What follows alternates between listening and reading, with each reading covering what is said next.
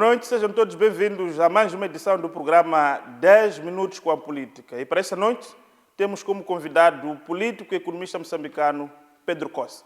É com ele que nos próximos 10 minutos iremos elaborar sobre os desafios econômicos de Moçambique, mas sobretudo os desafios do ciclo político que aí vem com as eleições gerais e com a tomada de posse dos próximos órgãos eleitos em janeiro de 2025. Vem conosco, nos acompanhe nessa viagem de debate sobre Moçambique.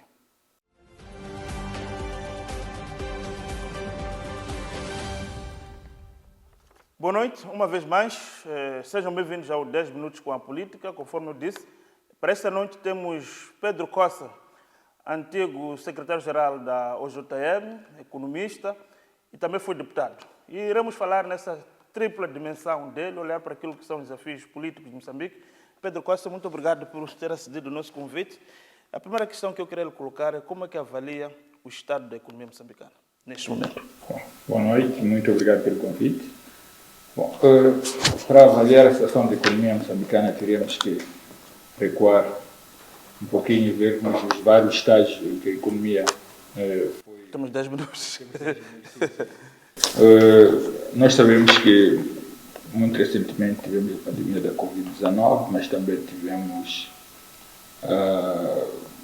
alguma complicação econômica causada, sobretudo, pelas dívidas não declaradas, a forma como foi feita a gestão deste dossiê, mas também temos terrorismo em Cabo Delgado e todos esses aspectos, sem deixar de lado os grandes choques causados pelas mudanças climáticas, os vários ciclones que o país enfrentou.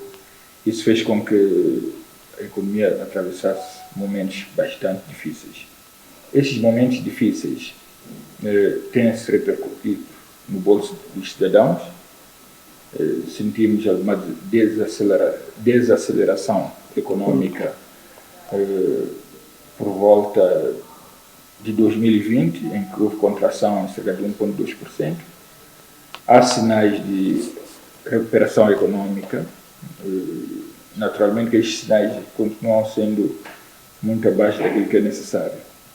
Principalmente porque, se nós olharmos para as taxas de crescimento, têm estado a ser diluídas também pelo crescimento populacional. A população tem estado a crescer em cerca de 3%, aproximadamente 3%. 2,6%, 2,8%, para ser mais exato. E isso dilui o crescimento, que também tem estado a ser cerca de 3%, 4%. Estes aspectos fazem com que o ciclo de governação que vai iniciar tenha que olhar com muita seriedade para questões econômicas, olhar para o combate ao terrorismo, olhar para a questão do fortalecimento das instituições, sobretudo. E quando falamos de fortalecimento das instituições, temos que olhar para os três poderes, olhamos para o legislativo, para o executivo, mas também olhando para o judiciário. Está a defender uma reforma constitucional? Não necessariamente, não necessariamente. Eu sou daquelas pessoas que eu percebo a sua questão, tem essa veia jurídica, de jurista. E o que eu posso dizer é que nós temos leis, boas leis. Infelizmente, a forma como nós fazemos com que essas leis sejam cumpridas é que tem estado a deixar a desejar. Nós precisamos de fazer com que as leis sejam cumpridas, nós precisamos de garantir que a Assembleia da República exerça o seu poder e não necessariamente funcionar como uma espécie de cartório em que o Executivo submete propostas de leis e o Parlamento, por isso, simplesmente aprova. É verdade que é um debate, mas nós achamos que o Parlamento pode fazer muito mais do que está a fazer. Mas falava, por exemplo, da questão da gestão macroeconômica, tocou essa questão das dívidas não declaradas. Recentemente foi anunciado que o governo chegou a acordo com esses credores. Estamos a falar de uma dívida na ordem de 1,4 mil milhões de dólares. O governo diz que agora vai pagar cerca de 250. Está satisfeito com este desfecho e por que não foi feito antes? Essa aqui é a grande questão. Infelizmente, a informação que foi partilhada não é suficiente para chegarmos a uma conclusão sobre o que está por detrás destes acordos e por que esses acordos só foram rubricados agora. Bom, existe aquela máxima de antes tarde do que nunca, mas nós temos que olhar também para a forma como esses cerca de 250 milhões de dólares terão de ser pagos e em quanto tempo, por aquilo que se tem estado a dizer. Não creio que nós tenhamos capacidade de, em tão pouco tempo, honrarmos com este compromisso. Eu espero que não seja um daqueles cenários em que voltemos a estar numa roda. Então, não é uma tentativa aqui do governo, do ministro Tonela, digamos assim, uma fuga em frente, podemos chamar isso, sem informação. Falávamos aqui da questão do Parlamento, portanto, estão a ser anunciados aqui acordos, o Parlamento não é tido nem achado. Sim, aqui o que eu acho é que todas as instituições deviam ser envolvidas. O Parlamento devia ser envolvido, tal como está a ser envolvida a Procuradoria-Geral da República, que é uma instituição que tem estado a trabalhar, a colaborar com o governo neste quesito em particular. Mas nós precisamos de ter o Parlamento a debater estes acordos, principalmente porque estamos a avançar para uma fase de transição. E quando avançamos para uma fase de transição, e principalmente quando estamos a cerca de 6 meses para o final do mandato, cerca de 3 meses para as eleições, há sempre aquele cuidado que se deve ter com os acordos que são firmados, porque sempre transitam de uma governação para outra. Naturalmente que os que tiverem que entrar em janeiro têm que assumir as coisas boas e más que eventualmente estejam a acontecer, mas o envolvimento do Parlamento é crucial, principalmente porque estamos a falar de um órgão que representa o povo e este órgão deve... Mas o que está por detrás para esta aparente letargia? Portanto, as pessoas estão lá, não têm consciência de que são os seus deveres institucionais, daquilo que representam, ou é mesmo a questão saberemos aqui, da participação das instituições, não só do ponto de vista do Partido Frelimo, mas os próprios partidos da oposição, também aquela coreografia toda, saudar, tanto a Renamo, o MDM, todos saúdam o líder. Não é um pouco disto que faz com que o Parlamento não tenha, de facto, a sua centralidade? Bom, mas saudar os líderes não é mau, desde que a saudação seja acompanhada de ações concretas e que seja uma saudação que tenha a ver com algo que tenha sido realizado. Não vejo problema. Para mim, a grande preocupação é que nós como moçambicanos, e nem olharia para o Parlamento, para o Judiciário, para o Governo, olharia para todos nós, como sociedade.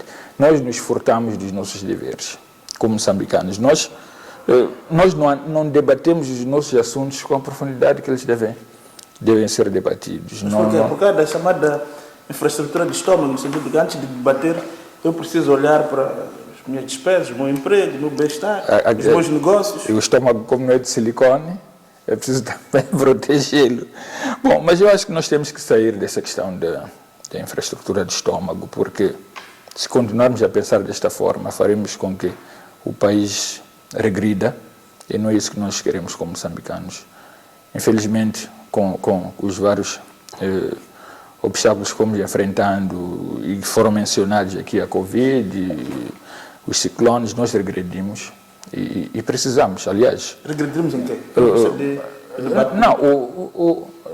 Bom, em vários aspectos.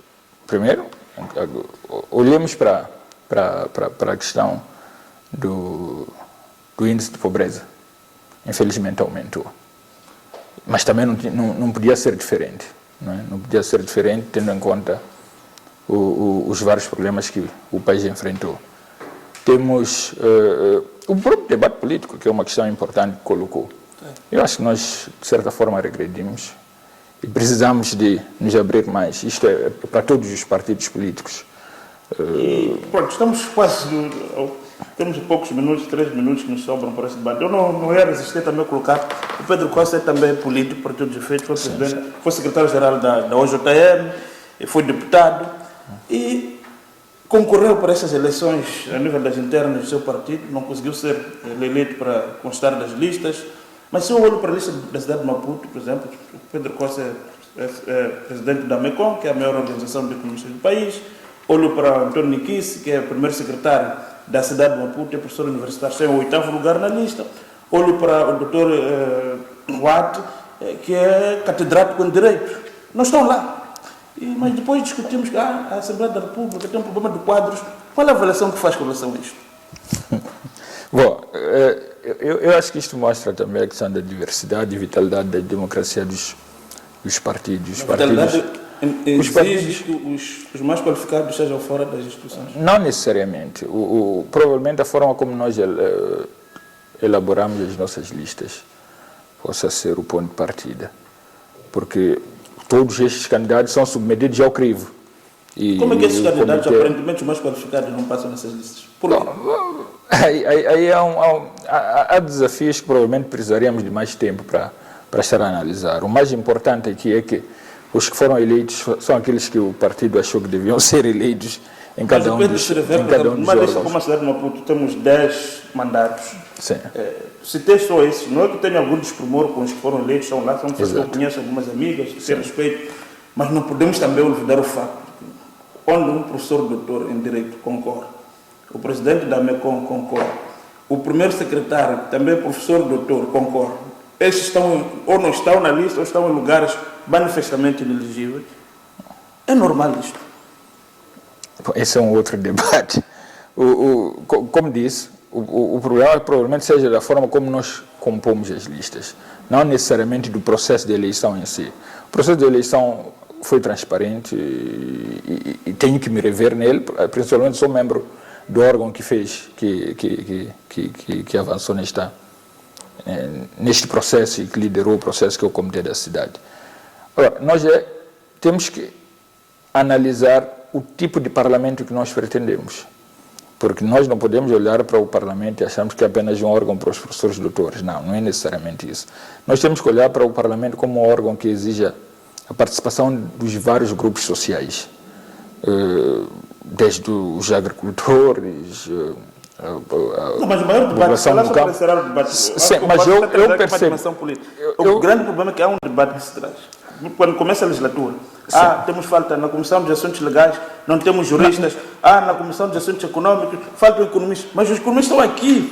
Mas aí eu não posso falar pelos outros partidos. Aí o Frelimo tem a responsabilidade histórica. Sim. Provavelmente nós temos as listas, aquelas em que as pessoas concorrem, e temos 10% que é reservado à Comissão Política. Eu acho que a Comissão Política devia ter chamado a si a necessidade de indicar determinadas figuras para o Parlamento, e que sejam figuras que vão resolver este gap, este hiato que atualmente nós assistimos. Bom, foram indicados, os indicados são aqueles que a Comissão Política, ou pelo menos a direção do partido, não sei, provavelmente o presidente ou a Comissão Política, não sei como é que o processo funcionou, mas esses que foram indicados são aqueles que a Comissão Política... Mas uma outra questão mesmo, porque a produção já está pressionada por causa do tempo. Será vem Daniel Chapo e acha que é a pessoa indicada para liderar o processo? Por quê? Sem dúvidas. Daniel Chapo, pelo processo de crescimento, tanto na máquina administrativa do Estado como partidária, sempre demonstrou ser uma pessoa ponderada, com muita capacidade de análise, tanto como administrador, onde resolveu vários problemas de conflitos que existiam em Nacala e em Palma, conflitos que já levavam algum tempo, conflitos de terra, mas também outro tipo de questões que foram sendo geridas por ele.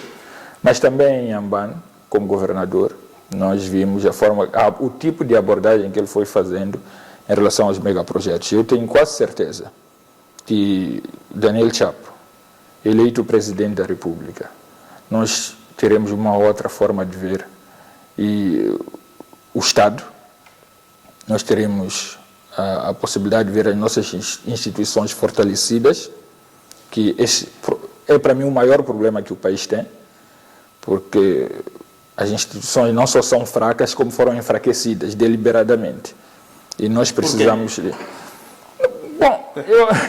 Muito obrigado, Pedro Costa, por esses 10 minutos Muito de obrigado. intervenção. Portanto, ficamos por aqui. Foram esses 10 minutos com o Pedro, ele que é político e também economista moçambicano. Nós voltamos na próxima quinta-feira com mais uns 10 minutos com a política, desta vez com uma figura da oposição moçambicana. Boa noite e até quinta-feira.